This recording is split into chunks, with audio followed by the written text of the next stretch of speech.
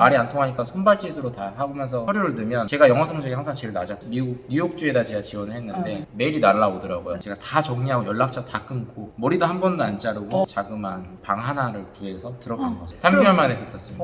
갔어요. 근데 아는 사람이 없어요. 근데 뭐 집이고 취업이고 이런 거 다 어떻게 하는지. 우리나라랑 뉴욕에서 일할 때랑 페이 차이가 어느 정도 나요? 거의 하나로 따지면 거의 1억이 되는 걸로 알고 있어요.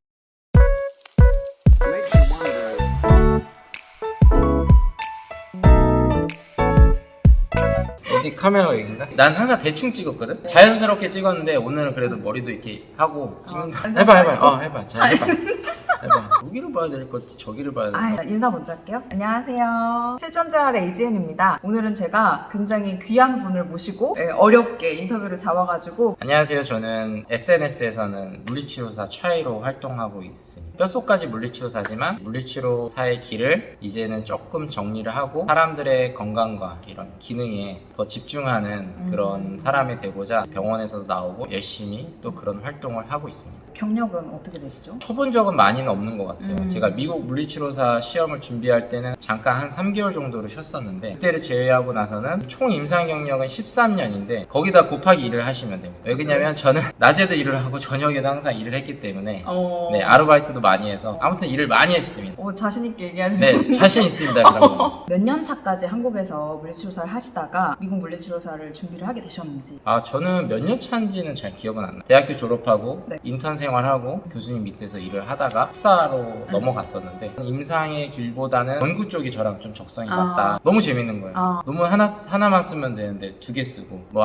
주제 하나만 갖고 오라고 하는데 주제를 10개 갖고 가고 그게 제 길이라고 저는 생각했었는데 너무 이게 헝그리하고 학교 생활에서 강의를 하려고 하면 훌륭한 박사 선생님들이 강의의 길을 하기 위해서 많이 이렇게 기다리고 계시더라고요. 갑자기 제가 강의를 한번 교수님께서 한번 해보라고 했을 때 좀 되게 묘하더라고요. 그런 실력 있으신 분도 많은데 제가 갑자기 강의를 하니까 되게 마음이 무거웠었어요. 고민이 많이 되다가 주변에서 미국 준비하는 친구들이 있었는데 저도 그냥 한번 해보자 해서 지원을 하게 된 거죠. 미국 물리치료사를 준비하기 위해서 준비할 것들이 되게 많잖아요. 엄청 많죠. 근데 그거를 그러면은 어느 정도 기간 동안 하셨는지. 미국 물리치료사의 길을 가겠다는 마음이 전혀 없는 상태에서 석사를 거의 끝마치는 단계에 왔기 때문에 그때 그냥 성적평가를 한번 주변 애들이 넣길래 같이 알려달라고 해서 리스트를 작성한 다음에 같이 넣은 거예요. 미국 뉴욕주에다 제가 지원을 했는데 메일이 날라오더라고요. 제가 부족한 거는 뭐 교양 과목 몇 개랑 석사 졸업증이 필요하다고. 근데 석사는 졸업 예정이었고 필요한 과목은 사이버 대학교에 들어가서 필리핀 6개월, 그 다음에 한국 사이버 대학교 6개월 한 학기씩 다 한 거죠. 온라인으로만도 1년을 했어요. 그래서 채워놓고서 석사 졸업하고 나서 시험 봐라 그런 거죠. 딱 졸업과 동시에. 근데 그 시험도 우리나라 국가고시처럼 미국에서의 물리치료사 국가고시잖아요. 다 영어로 돼 있고. 다 영어죠. 그죠? 언어 능력이 그렇게 좋은 사람이 아니고 영어에 관심이 별로 없었어요. 그러니까 뭐 병원 인턴 생활하기 전에도 서류를 넣으면 제가 영어 성적이 항상 제일 낮았고 간신히 아무튼 서류를 낼 수 있는 정도? 애들은 막 다 퍼펙트하고 저보다 영어로 대화하는 사람들 보면 되게 위축도 되고 영어 울렁증도 좀 있어가지고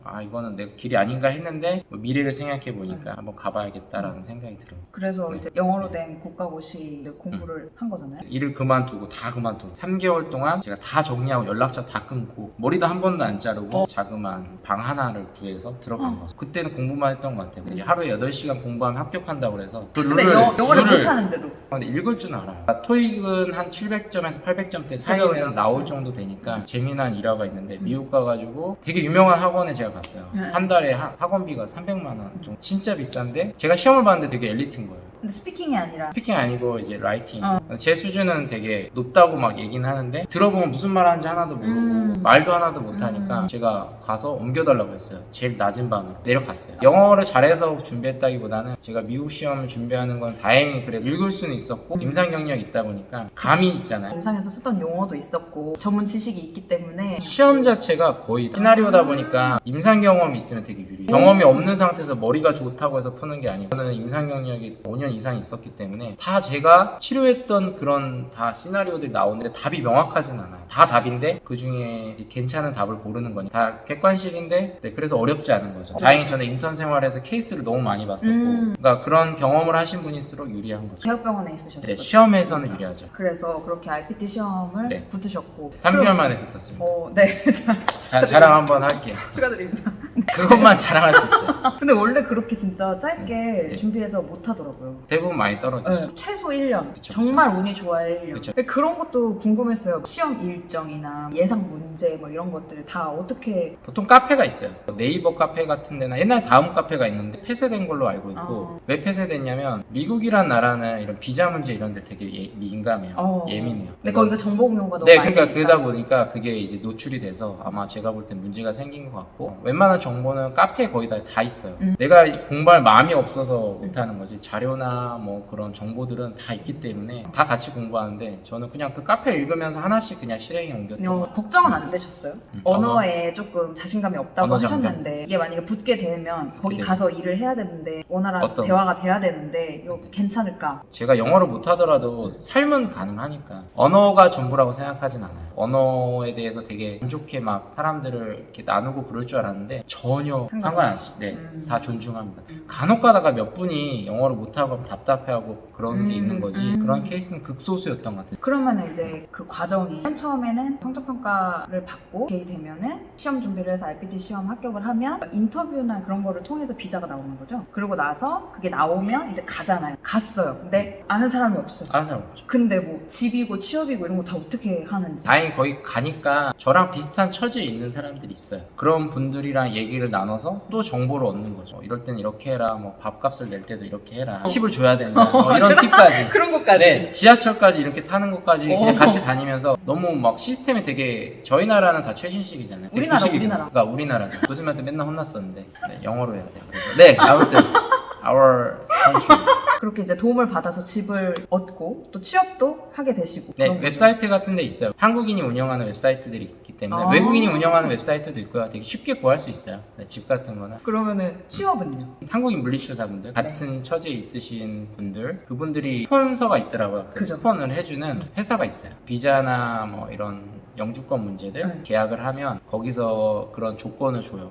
이게 잘 이해가 안 되실 수 있는데 우리나라는 개인이 병원 공고 같은 걸 보고 이력서를 내가지고 면접을 봐서 이렇게 일을 하는데 이제 중간에 따로 스폰 회사가 있다고 내가 스폰서 회사에 네. 계약을 해서 일을 받고 약간 그런 중간에 업체가 또 하나 따로 있다. 한국말로 하면 용역업체, 그러네요. 에이전시. 아 그래서 그러면은 준비하시는 동안 어떤 게 제일 힘들었어요? 아무래도 좀 외롭죠. 시험 준비해야 되니까 이제 연락도 다 끊고 고시원 생활이죠. 다행히 기회가 되게 많아요. 1년에 한 3번 이상은 있는 걸로 알고 있어요. 시험 보고? 네. 오. 떨어지더라도 계속 볼 수 있으니까. 아. 근데 비용적인 부담이 있죠. 그치. 네, 한번 괌까지 왔다 갔다 시험을 하려면 100만 원 이상이 깨지기 때문에 그 과정도 비용이 너무 많이 되니까 단위가 막 1000단위다 보니까 대학교 학비만 해도 석사를 나오려면 돈이 그치. 굉장히 많이 들잖아요. 성적평가 받는데도 돈이 들고 그러니까 떨어지게 되면 저 같은 경우에 돈이 그렇게 많지 않았어요. 항상 이렇게 교육비에 돈을 거의 다 버는 족족 다 썼기 맞아. 때문에 아무래도 그런 부담이 제일 컸지 않았을까? 미국에서 하루 일과가 어땠는지. 네, 물리치료에서 살면 거의 똑같아요. 어시스턴트도 없었는데 처음에는 피지컬 테라피 어시스턴트라고 있어요. PTA라고. 저희가 물리치료를 처방하고 그 친구들이 치료를 하는 거죠. 그죠. 저는 이제 처방하고 평가하고 문진하는 일이 주 업무가 되는. 그러면 우리나라에서처럼 1대1로 이렇게 환자를 컨택해서 치료했던 게 아니라 한국은 의사 선생님들이 저희한테 물리치료를 처방하잖아요. 거기는 저희가 의뢰를 받고 이제 의사 선생님이 이분은 교통사고 나서 물리치료적으로 접근해야 될 것 같아요. 의뢰를 하는 거죠. 저희한테 이거 해 저거 해가 아니고 저희가 평가를 더 디테일하게 하고 그러다 보니까 저희의 말을 기울이고 항상 듣는 입장이에요. 그러면은 선생님은 거기 가셔서 DPT를 가신 거예요?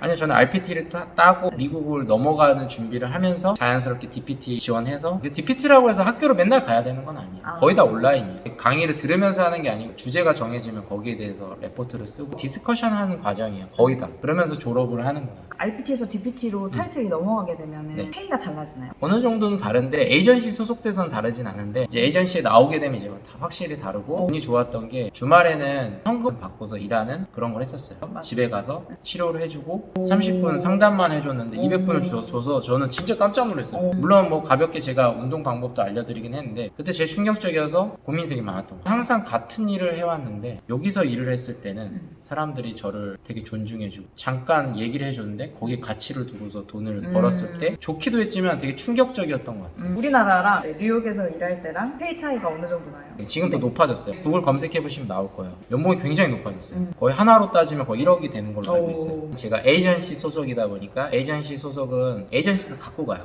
제가 70불을 벌면 걔네들이 20불을 갖고 가는 거죠. 많이 갖고 가지만 그래도 제가 50불을 버니까 50불을 계산하면 거의 7만 원 정도가 되거든요. 네. 제가 일했던 당시에 시간당 7만 원 계산해보면 이게 8시간을 일하면 엄청 큰 돈이에요. 근데 왜 이제 연봉이 그렇게 높지 않냐면 세금이 되게 세요. 혼자 싱글 세금이 거의 30%가 넘어. 그러다 보니까 많이 버는 것 같지만 또 나가는 것도 많아서 근데 월세도 워낙 비싸니까 뭐 한 달에 하나로 100만 원, 150만 원 내야 되니까 그것도 아주 뭐 퀄리티 있는 집도 아니고 방 한 칸에서 사는데 쉐어하우스라고 해서 같이 살아요. 근데 그 정도 100에서 150만 원 내야 되니까 생활비가 워낙 많이 나가고 물가가 비싸서 생활 수준 자체가 거기 네. 산다고 뭐 부자처럼 살고 이러진 그렇죠. 않는다. 그렇죠. 휴가 같은 거는 어떻게 쓰나요? 에이전시 소속은 되게 자유로워. 룰이 있어요. 1년에 뭐 20번. 근데 저는 한 1, 2년 동안은 일을 하다가 한국에 제가 교육 사업을 했었어요. 그래서 한 달에 한두 번씩은 왔다 갔다 했었는데 제가 비어있는 동안 에이전시에 다른 치료사를 보내주고 휴가로서는 그냥 자유롭게 제가 다 쓸 수 있었던 것 같아요. 내가 15개를 한 번에 써도 뭐라고 하나. 한국은 그 결혼할 때라든지 경조사가 있을 때만 그렇게 길게 가잖아요. 거기는 이틀 쓰면 왜 이렇게 조금 써? 더 써. 그래야지 어디 놀러 갔다 오고 하루 써서 뭐해. 이런 문화예요. 뉴욕 생활이 어땠는지 이런 맞아요. 것도 좀 궁금해요. 외로웠던 거가 제일 컸던 것 같고 혼자서 있어야 되고 다행히 외국 친구들이 많지는 않지만 그 친구들이 항상 많이 도와주고 그래서 재밌었고 근데 뉴요커로서의 자부심은 있어요. 사람들이 되게 바빠요. 엄청 바빠요. 저는 아메리칸 드림을 꿈꿨던 이유 중에 하나가 되게 여유로운 삶을 꿈꾸고 넘어간 건데 깜짝 놀랐어요. 뉴욕에서 생활하실 때 여행 다니시거나 이런 거는 없었나요? 저는 그러니까 좀 아쉬운 게 그거 여행은 아야. 좀 놀러 네네네. 다니시지 그래도. 항상 공부하러 다녔어요. 그때도 주말에 시간 있으면 차를 렌트해서 저는 하루 종일 운전해가지고 공부하러 갔어요. 궁금했던 부분들을 풀으러 갔었고 뉴욕에 갔었지만 자유의 여신상은 보지 못했어요. 아이고. 그게 가장 지금 아쉬움으로 남아요. 왜 그랬어? 네, 진짜 아쉬워. 네, 그래서 저는 일만 했어요. 제가 주말마다 교회를 갔어야 했는데 42번가에 타임스퀘어가 있는데 제 교회가 다행히 그 옆에 있어서 다행이죠. 그래서 다행이네요. 그거는 봤었어요. 아, 다행이네요. 그래도. 네, 마지막으로 미국 물리치료사에 도전하시는 분들께 해드리고 싶은 조언 같은 거? 뭔가 단지 미국 물리치료사라는 목표보다는 내가 거기서 어떤 삶을 살아야겠다는 그런 목표가 제일 분명해야지 더 행복할 것 같아요. 그냥 무조건 미국 물리치료사 타이틀을 달면 다 괜찮을 것 같잖아요. 가서 언어적인 문제도 있을 거고 저 같은 경우는 1년 동안 되게 힘들었어요. 말이 안 통하니까 손발짓으로 다 하면서 차팅 보여주면서 글로 쓰면서 다 했는데 미국 삶을 동경한다든지 그런 게 없이는 완전 한국 사람의 마인드로 가서 살기에는 좀 한계가 있는 것 같으니까 본인이 미국 물리치료사보다는 좀 멀리 그려보시는 게 엄청 더 의미가 있지 않을까. 만약에 RPT 면허증이 우리나라에서 있으면 우리나라에서 취업하는데 뭐 연봉이 더 높다든지 뭔가 메리트가 있다든지 이럴 거라고 생각하시는 분들이 거의 없어요. 네, 냉정하게 생각해서 우리나라 면허증, 미국에서의 면허증 그냥 각자라고 생각. 기대하지 마세요. 어디에 살던지 간에 이런 일을 내가 어떻게 맞습니다. 하느냐가 진짜 중요한 거지. 그 라이센스가 제 인생을 바꾸지는 않아요. 네. 제가 목표하는 꿈 자체가 제 인생을 많이 바꿔주는 것 같아요. 꿈도 있고 목표도 있어야지. 이거는 네. 뭐 개인적인 질문이긴 한데 네. 거기에서 잘 살고 계시다가 이제 네. 우리나라 들어오게 된 그 이유가 있잖아요. 좀 개인적인 이유예요. 돌아올 당시에 와이프 한국에 있었기 때문에 와이프의 뭐 건강 상태라든지 뭐 그런 여러 가지 영주권 진행하는 데 있어서 제가 나올 수 있는 상황이었는데 제가 봤더라도 이제 와이프랑 또 기간도 생각하고 제가 그 당시에 또 이제 사업적으로 뭐 여러 가지를 하고 있어서 겹치고 겹치다 보니까 네네. 이유가 단 하나를 들으라고 들을 수는 없고 그쵸, 여러 가지 이유가 있었던 거죠. 인스타는 지금 팔로워가 10만 명이 넘었어요. 진짜요? 10만 명이 넘었죠. 인스타 같은 경우에는 진짜 운이 좋게 3개월 만에 갑자기 이렇게 많이 좋아해 주셔가지고 깜짝 놀랐어요. 인스타 아이디를 제가 밑에다 공유를 해놓을게요. 궁금하신 분들은 들어가셔서 저는 인스타그램으로 거의 소통을 많이 해요. 저보다 훨씬 더 유명하신 분이셨습니다. 아 유명하진 않습니다. 유명하죠. 10만 명이면 네. 저는 이제 만 명인데요. 그래서 많다고 좋은 게 아니고 내가 얼마큼 진정성 있게 제가 하는 것들을 표현하고 알리는 거에 집중하고 있어요. 그래서 팔로워 수에 집중을 하는 것보다는 팔로워 수에 집중하진 않지만 10만 명인 건 자랑하고 그럼 뭐 좀 자랑할 거는 하긴 해야 되는데 너무 그쵸 그게 또 자랑이 되면 안 되죠. 재수 없어서 또 팔로워 줄면 안 되니까. 갑자기 팔로워 수에 연연해하지 않는다. 아니 갑자기 엄청 줄어요. 갑자기 사라져 버리니까 재수 없으면 안 되잖아요.